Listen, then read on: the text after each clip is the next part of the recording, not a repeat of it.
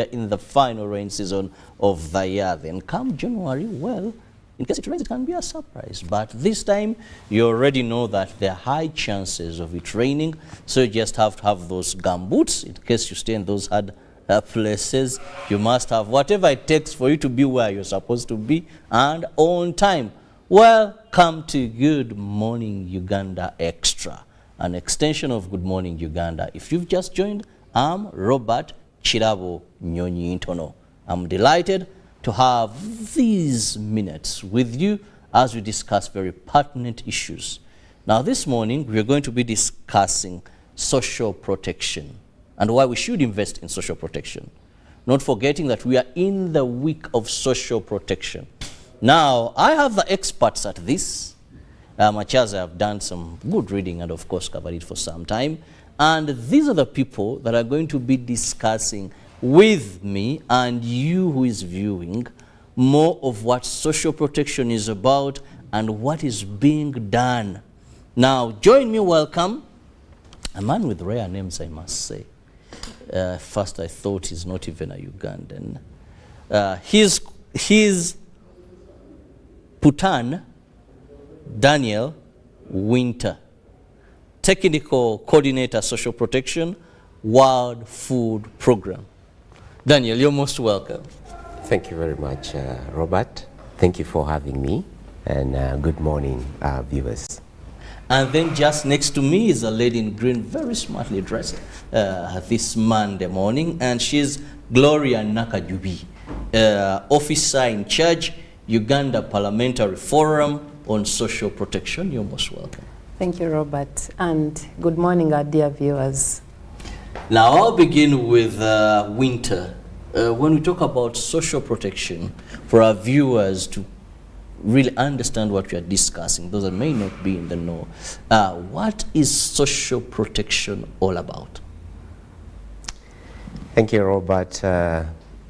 First for having us, I'm excited to be here this morning, and especially discussing the topic social protection and why social protection.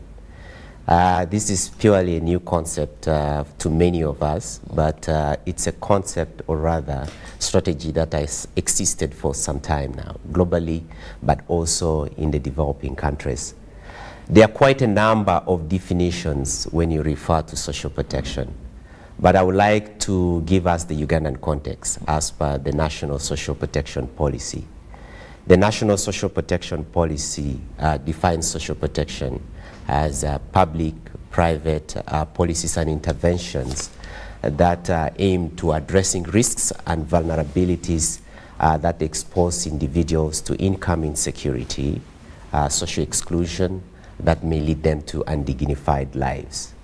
So basically, it is to address risks and vulnerabilities. Now, to break it down, what does the policy talk about social protection? The policy has two pillars, and it categorizes these into social security. And social security includes the contributory and non-contributory social support to the most vulnerable. When you look at the contributory aspect as per the policy of Uganda, it gives you the national social, the NSSF, for instance. You're looking at the current bill discussed around social insurance, health insurance. Look at the public service pension scheme, but also the other private insurance components. The other bit is the non-contributory, which the policy refers to as direct income support, or rather social assistance, that basically looks at schemes that provide cash transfers, food support to the most vulnerable people. Examples could be the Senior Citizens Grant that is spearheaded by the Ministry of Gender, Labor and Social Development. That is the SAGE? Yes, the SAGE program. And it targets older persons that are 80 years and above. And by the way, this program started in 15 districts as a pilot, and it's now countrywide. And we are proud that as a country, we have this program moving countrywide. Though it's still craved to lower the age. Because Yes. in the 15 that it started, it was, I think, for those persons 60 and above. But in these other districts, they're targeting only 80 and above. And people still feel Very important. It's usually important that you have where to start from. In the pilot districts, it was 65 years and above, and for Karamoja, because of the special case, it was 60 years and above. And as we rolled out nationally, it was put at 80 years and above. But yes, we're still having discussions and engaging government to see how this can be, the age can be reduced. The other programs include the labor-intensive public works that is under the NOSAP 3 program, but also the Dr. Deep program. So that's the non-contributory social protection. The second pillar is the social care and support services. This basically look at support to care and provide protection and empowerment to the extremely vulnerable groups of persons in society. They include the elderly, the orphans, but also women. It also includes the GBV aspects. So basically that's what social protection entails. It's to protect all of us across the life cycle to ensure that we do not fall below the poverty line at the end of the day. Well, very interesting. Now we're in the Social Protection Week. And Gloria, what is this week all about? What has so far been done? Okay. Well, thank you so much. I know my colleague Daniel has really given us a very good preamble of what social protection is. So that should already point to us what exactly we've been doing this week. And maybe to just give a little bit of a background, I come from the Uganda Parliamentary Forum on Social Protection, which is really an advocacy group in Parliament that brings together legislators that are keen or interested in matters social protection. So we really look at social protection from the three core roles of legislators. So we're looking at legislation, budget appropriation, and then oversight. So for us, we come in there and plug that from a social protection point of view. So we're trying to see how do we have progressive legislation for social protection in Uganda? How do we ensure that the programs that are currently ongoing are being well implemented, that is through oversights by our members, but also we're trying to see how do we ensure that as Parliament appropriates the budget, that we actually have funding going towards social protection.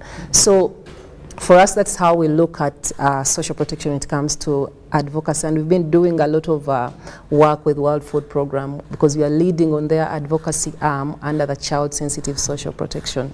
So the Social Protection Week, really, it was an idea that was birthed by different partners.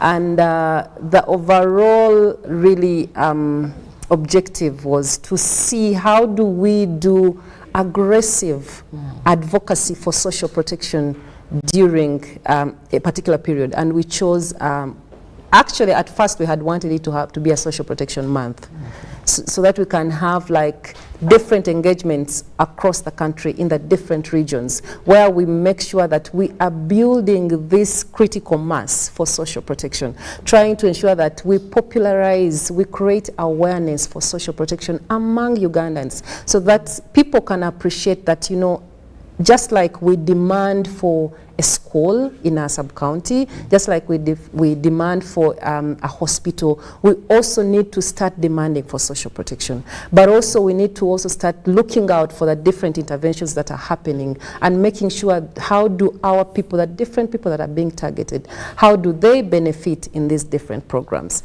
So of course, we eventually had to scale it down to a social protection week. And we, during this week, what we have done really working with the different partners, World Food Programme, UNICEF, the Ministry of Gender, Labour and Social Development, especially the Expanding Social Protection Programme, and then OPM, specifically Dr. Deep Programme. So what we've been doing really is we've been doing field visits, so we've we've been to Arua, West Nile, and there our focus was on how is the Child Sensitive Social Protection Program being implemented, what are the lessons that are coming through, and of course for us now those are like, when we pick those lessons, they are like advocacy tools. So our members, for instance, MPs, are able to draw on those because the challenges that are in West Nile are not unique to West Nile. They are in everywhere in this country. So how do we draw from programs like the Child Sensitive Social Protection, which is targeting children below 24 months, to have that rolled out to the rest of the country?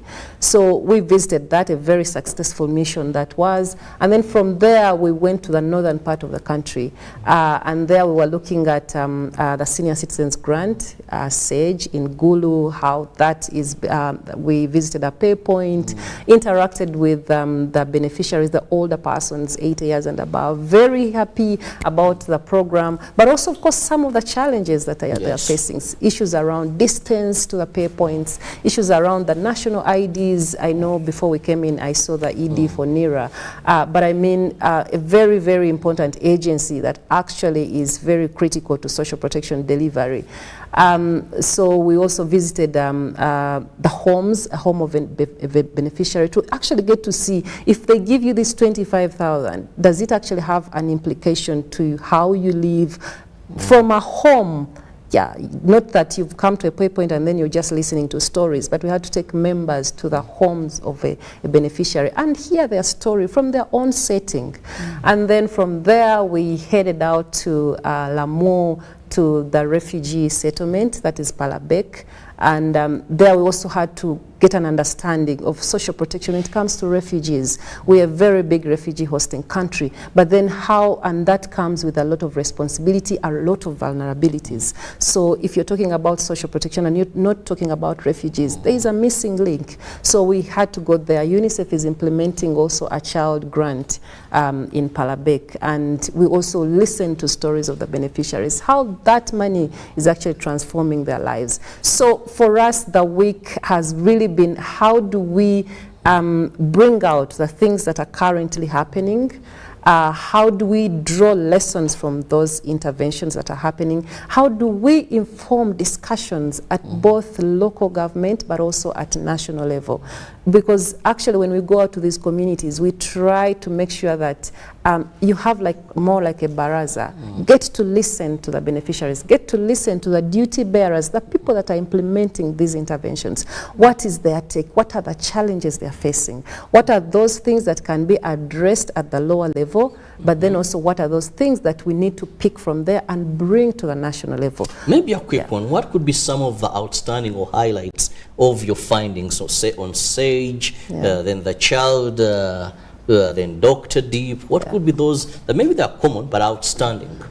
Yeah, I think really one of the key things, like I already mentioned, I think the issue of the national ID still remains a big challenge. I really appreciate NIRA is doing a lot under the circumstances, and we all agree, but I mean, and for social protection, really, one of the core things that you tend to look at is an issue of inclusivity. It has to be inclusive. So if you have issues around national IDs, then you're going to exacerbate issues of exclusion. Many people who would be benefiting from these programs end up not benefiting because they look at the national ID as a unique identifier. It is that one tool that is going to help us to avoid people that are probably not eligible for a program tapping into this program. It is one tool that we're going to use to make sure that we do not have people maybe cross-benefiting, because we know that, okay, you're already benefiting here, maybe you're not eligible for this particular program. So the national ID remains a key challenge. But also again, for the Senior Citizens Grant, the issue of distance to pay points. If you have, we're looking at 80-year-olds here. Yeah, so if you have an 80-year-olds and they have to trek kilometers to go and pick their, because now they do quarterly payments. Yes, about so 75,000. But then the money, a lot of that is going to be lost in the transport. A lot of that is going to be lost in, I mean, they need to eat something at the pay point, but then there are also delays. So unless we actually fill up some of those loopholes, then it makes them even more vulnerable to go and access an intervention that is supposed to address their vulnerability. So you're just making them more vulnerable. So those are some of the issues that have come up. But that does not negate the fact that actually these programs are transforming lives. They are transforming lives. Like I've told you, this older person that we visited in her home, she did tell us that she's currently supporting her orphaned grandchildren to access school. I mean, there are schools, so government will say we have schools, but the issues, how do we access the school? The issues about scholastic materials, the child is not going to just appear in school. So you have this older person who is able to actually facilitate that whole process of this child accessing an education. Yeah, so it's really, and like we always say, these interventions do not just benefit the individual recipient, especially for the case of cash transfers. It is a whole household, it is a whole community, it is a whole economy. Yeah, so I really, for me, I mean, going to the field, every time we go to the field, and beyond us having these conversations back here, you get to appreciate how much is being done, but also how much more needs to be done. Well, how much more needs to be done, much as there's something. One would say it's just a drop in the ocean. There's so much that we need to do when it comes to social protection. And Daniel, social protection is something that many may not look at as something of focus. Now, what justification can we say is there for us to invest massively in social protection? When you look at all the approaches, they still need to spend money. And also, I think mindset could also be an issue there. Yes. Thank you, Robert. And I still want to thank my colleague, Gloria, for giving us more insight on what is coming out from the ground. Social protection is very instrumental. And it's not just giving cash out, handouts out like most people perceive, but rather it's a way of building the economy in one way or the other. Because at the end of the day, once you support a person, this triggers to the community and up to national level. There are quite a number of impacts we've seen from investing in social protection. And there is a number of researches that have been done globally and also in other developing countries showing most of these benefits investing in social protection. And we have legal frameworks to that. For instance, in Uganda, the National Development Plan has factored in social protection. We have the National Social Protection Policy, and we have other frameworks, including the Constitution, by the way. And I think this is the way to go. So when you talk about the justification, you are aware that in this country there are quite a number of risks and vulnerabilities. For instance, let's talk about poverty. Over the years, we know that right from the 1950s, poverty was high at about 50% and now dropping to about 21%. But that is still huge, and we need to protect our people from that. We have a number of vulnerabilities and shocks that are affecting individuals. For example, let's just talk about the recent COVID-19. That's so many people losing their jobs, so many people losing their property, etc., and they were not able to protect themselves. Let's talk about the droughts that cause hunger in the Karamoja region. Let's talk about the influx of refugees in the Western Nile, in the Southwest, and many other shocks that affect individuals across the life cycle. And by the way, the approach for social protection is to address these risks and vulnerabilities across the life cycle. We have the early childhood. They have specific challenges that affect them, quite intense, that we need to focus on.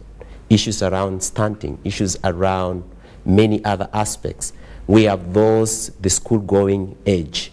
There are challenges they face specifically, and we need to address that.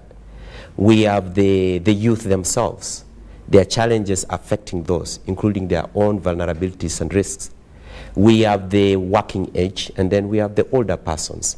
So we need to focus at addressing all these challenges across the life cycle. It's not just the older persons. It's just not the women alone.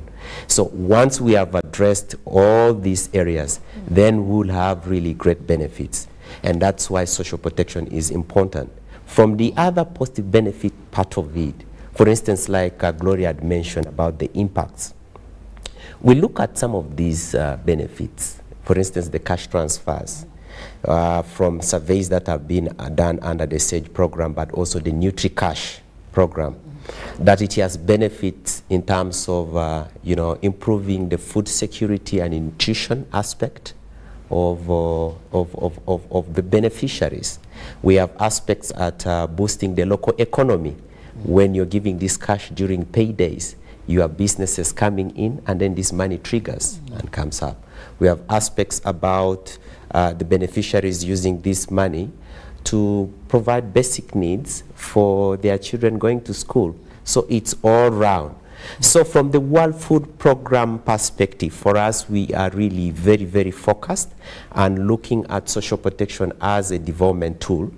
And we have a social protection policy for World Food Program, and that also appears clearly in our country strategy.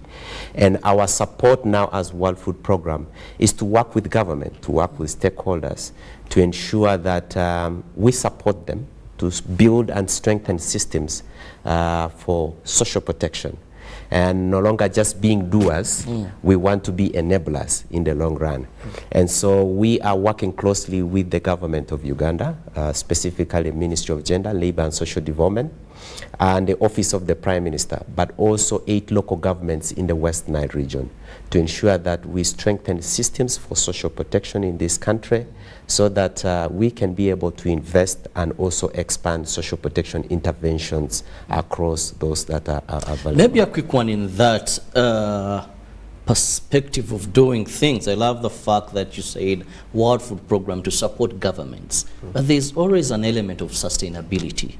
I've looked at a number of social protection interventions, and at a particular time, either funds run out, or a particular program is not given priority with the diversity of changing. Now we had COVID-19, we had some funding has to be cut.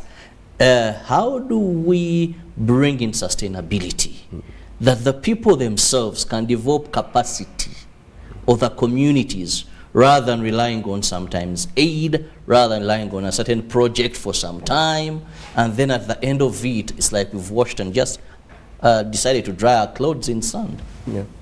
Robert, I think it's about understanding that people need to benefit from government. Okay, we are paying taxes in this country, and we are also looking at people really living undignified lives. What's the role of government?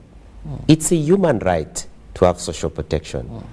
People are living undignified lives, and it's a responsibility of government to invest in this.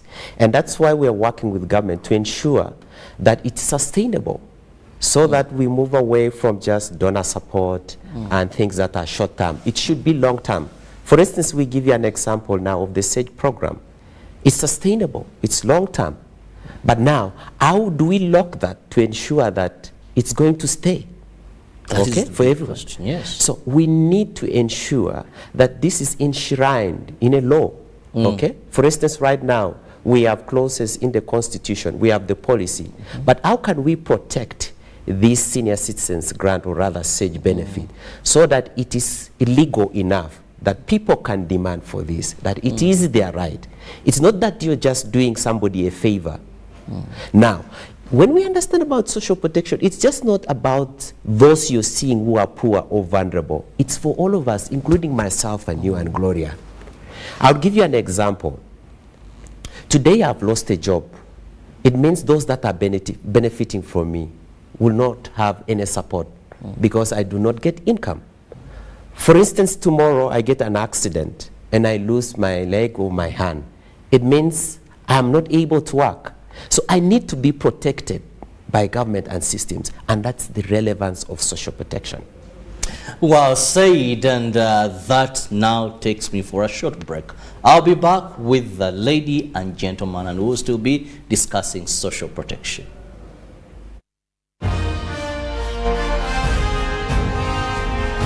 Live from UBC Studios in Kampala, this is Good Morning Uganda Extra.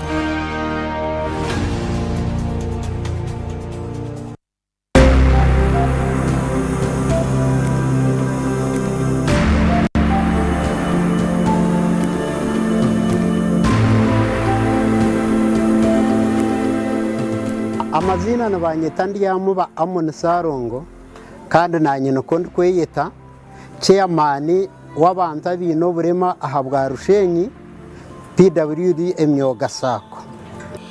My name is Nyamuba Amon Salongo, and I serve as the chairman of PWD Emyoga Sacco in Rushenyi constituency.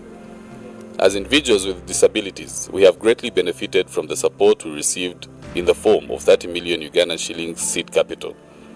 Despite facing challenges, the impact has been immense. Our SACCO consists of 211 members, and we have utilized the opportunity to engage in goat rearing. By taking advantage of the low interest rates provided, we have been able to purchase goats. While some members have faced difficulties, this initiative has proven beneficial overall. Additionally, we were later granted an additional 20 million Ugandan shillings, which we put to good use. This financial support has played a significant role in the progress of each and every SACCO member. Through these initiatives, we aim to ensure that everyone in our community benefits from our collective efforts.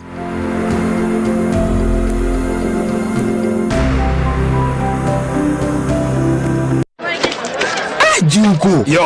Wachiko. Check the shopping, man. What's your secret? Uganda wange. Haven't you heard of the parish development model PDM? Yes, I did, but I thought it was just a talk. No, Sebatia. It is real. I and a few friends together formed a SACCO, accessed money from the PDM, invested in a portrait project, and now things are moving. Junko. I thought I was one of your friends. You are. But you left me behind. I didn't leave you in poverty. What you do, just visit your LC2 chairperson and your parish chief and start the process of economic transformation. Just like that. The parish development model is an initiative from the government of Uganda through the Ministry of Local Government designed to transform all lives of Ugandans for the better. PDM, my parish, my development, my life.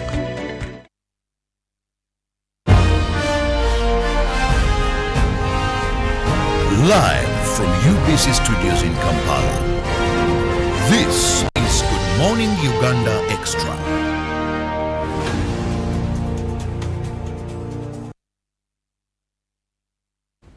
Welcome back from that short break. Thank you so much for being with us on UBC TV. We do really appreciate all the way from 6:30 till now. Well, thank you so much. And we are discussing social protection. Well, at one time, you may end up in that particular time. But one wise man once told me that prepare, push, because at one time, you need that soft landing. And because you didn't think about it, the ground will be very hard for you. So now we want to join support and say, let social protection be a priority. Daniel has just given a good example that you see sometimes may be very comfortable, but what happens in terms of some sudden incidents? How protected are you? Well, it is now when we can still push, advocate, and see this happen. More so when he said that this, let's not look at this as a favor. Let's have this embedded in our laws, in policies, that you can rightly demand for this. Well, Gloria, you're from the Parliamentary Forum on this. What gains do you have that even in these celebrations we can look at and say, this is what so far you've been able to achieve? Okay, well, thank you so much. I think before I answer the gains, I want to add something on Daniel's submission about the issue of sustainability. And I think really, because every time we talk about the Senior Citizens Grant, for instance, that's the question that comes up. How sustainable is this? How, and like he says, really, we have a social contract with the state, and if this is a human right, and that is the role of the state to be able to actually investing in social protection strengthens that social contract. But also to mention that when we look at, if we're going to say that we are investing in social protection across the life cycle, some of these costs that we are bearing right now will subsequently drop. What do I mean? If you invest in a child right now, you're building the human capital.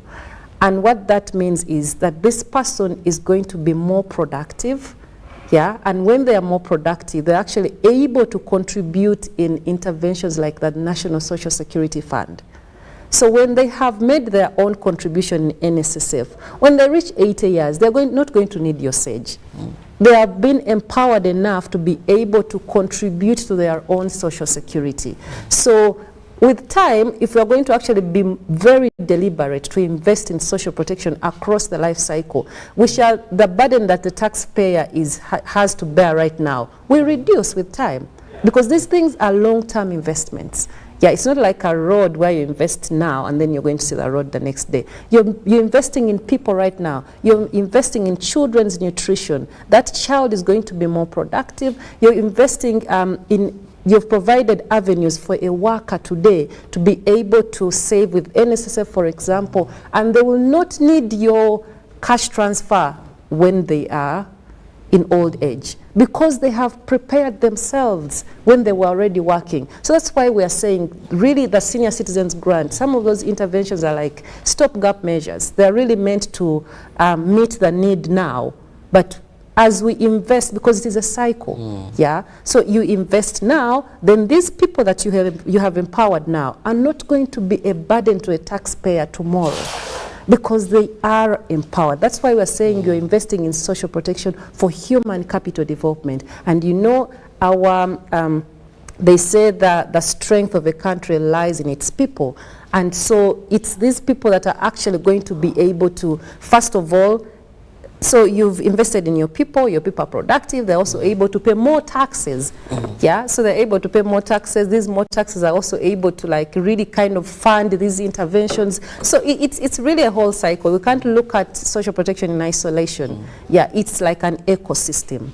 You invest now, and then you know that actually that burden will go on reducing, and then we'll have few people that are demanding for SAGE, and maybe at that time we'll even have more money to give this the few people that will be needing SAGE, and then also the few people that will be needing like these, like he said, the non-contributory schemes, because your population is empowered. So that's what we are looking at. And I think that is one of the pathways to make these social protection interventions sustainable.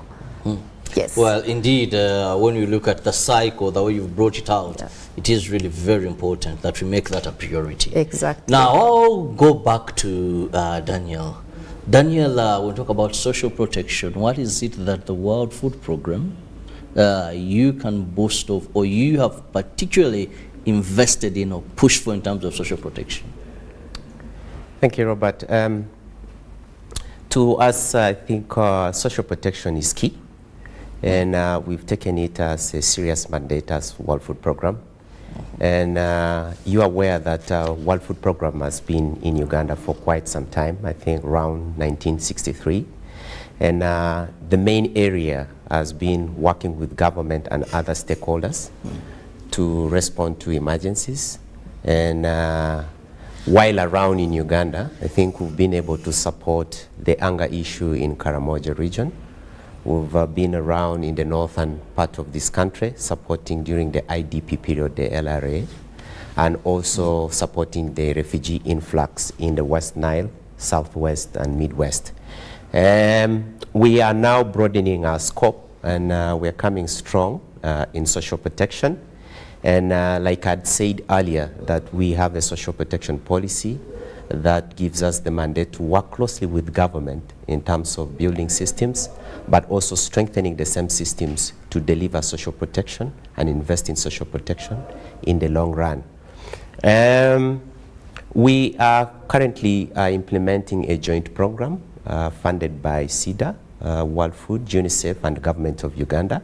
And so we are working closely with the Office of the Prime Minister and the Ministry of Gender and 8 local governments in the West Nile region to pilot a Nutri-Cash. A Nutri-Cash is basically targeting children under 2 and breastfeeding mothers. And we are giving a cash transfer, but also giving other awareness around backyard gardening to also, be able to get nutritious food, issues around SBCC and financial literacy. So we've been implementing that, and I think it's a discussion that we see it's making sense, and we're advocating more to see how this can also be rolled out to other parts of the country. Within the West Nile region, we are also working with the district local governments to strengthen their systems. First of all, building their capacity around social protection, because there is still a knowledge gap and skills for the key implementers around the subnational level. And so we are putting strategies in place to ensure that their capacity is built. And also we are working with 3 districts from the 8 to ensure that they identify key social protection challenges within their districts, for instance in Yumbe, Koboko and Adjumani, and we will be funding those projects to ensure that they are able to address social protection local issues.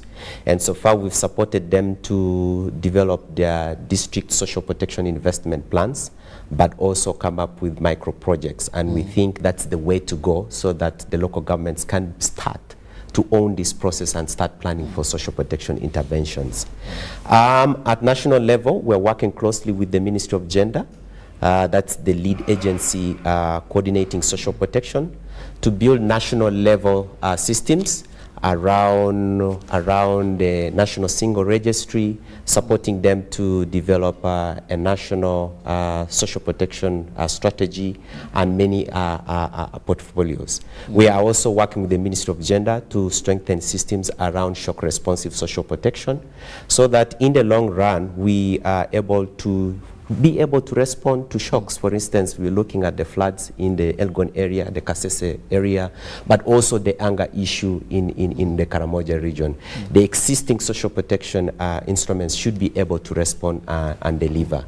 But we also have other aspects that we are working on in support for refugees. We've been giving cash transfers, food aid, and now WFP is moving just from the emergency response, but transitioning to resilience. How do you support the refugees to be resilient? And we're bringing in the livelihood component, but also trying to engage government to see if there is a possibility of expanding the existing social protection interventions to the refugees. So quite a lot is being done by World Food Program, and of course we want to thank these partners. At least they have been there. Now, in these celebrations this week, we have a dialogue, and I'll let Gloria tell us more of what it's all about and what do you anticipate to gain out of this dialogue. Yeah, thank you, Robert. I think really that's like the highlight of our Social Protection Week, and getting to bring together different people from both the rights holders, that is the citizens, but also the duty bearers, to come together and discuss issues around social protection. And remember, like I've told you, we've already done field visits, so our members and a team of technical officers from different MDAs have already interfaced. They know what is happening, and now we are going to bring together more duty bearers, development partners, the academia, civil society organizations. We're looking at about 300 people really coming together with an interest of social protection, and we're looking at this. Our theme for this dialogue, or as has been for the week, is investment in social protection across the life cycle. So we want to see, where are we, what are some of those key gaps, what are some of the bottlenecks, but then I think the key things that we would want to take away from that dialogue are the recommendations. What can we do moving forward, especially when it comes to finding fiscal space for social protection, because that is really where it all starts from. Unless we invest, and investing really, you don't invest by just making commitments, you invest by following that commitment with money. So we have invited, for instance, the Ministry of Finance will be in the house. We have the legislators that appropriate the budget. We have development partners that are very, very key, that have supported the social protection journey in this country. We want to see, okay, moving forward, now that we have about 0.7% of our GDP that goes towards social protection, how do we hit that at least 1% that is recommended? Yeah, how do we hit that 1% of GDP going towards social protection? So that's really something that we are looking forward to pick from this engagement tomorrow. And we really hope that after tomorrow, we have more people, we have more champions. So where is this dialogue going to be? It's going to be at Hotel Africana and Nile Hall. We start at exactly 8:30. Yes, so we really are very... For invited guests. But there are 300 people. We've tried to make it as inclusive as possible. It is not going to be a conversation of like MDAs or technical officers speaking to each other, but it's going to be a blend, like different stakeholders that have an interest in social protection coming together to be able to come up with resolutions, to be able to come up with recommendations, to be able to come up with the things that we need to do as a country to be able to deliver universal social protection country for everyone in this country. And I love the word universal social protection. While time says we must get out of here to leave room for another program that is coming on. But before I let my guests go, I'll just give each one of them a minute for their final word. And I'll begin with you, Daniel. Thank you, Robert, and viewers, for, I think this has been very important, basically to bring out clarity on what social protection is, why we're investing in social protection, and as a country, why we need social protection. Our neighbors like Kenya, Rwanda, and many other countries in Africa are doing well so far, and so we really need to start thinking and investing in social protection. And what is important is that social protection is for all of us, and for us from World Food Programme, we are ready to work with government and all stakeholders to ensure that we achieve this.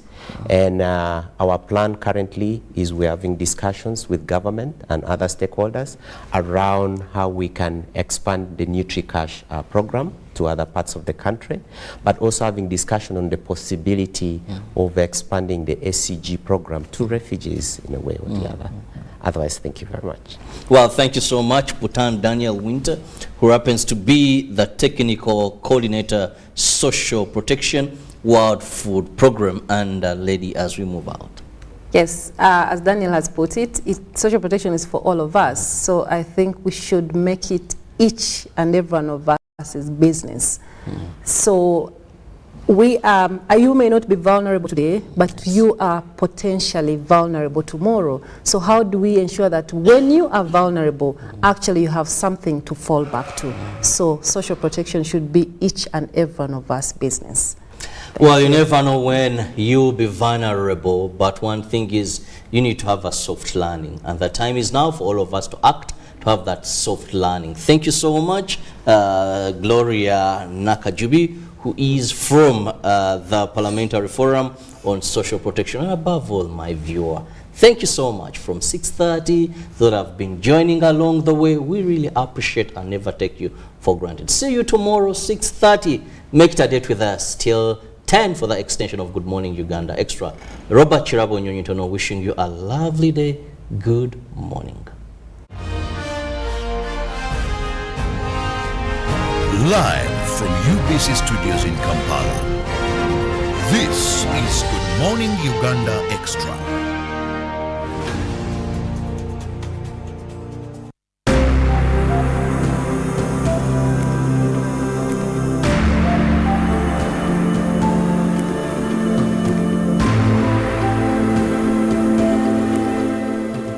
I'm very appreciative to the government of Uganda for the support it has given this school. First of all, it is paying 16 government teachers, and it's bringing in UPE funds that has partly helped the school. Formerly, the school was not like as it is now. We have put some good face. We have planted trees around the compound. We even have a banana plantation, very, very good looking.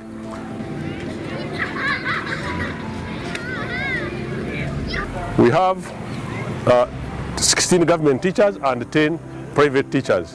Those private teachers are paid by the government. I was here in 1991, 1997. It became a model school in 95. That's when it was changed from Kazo Primary School to Kazo Model School. I am a beneficiary of UPE. Government paid for me in 1997 when I was here.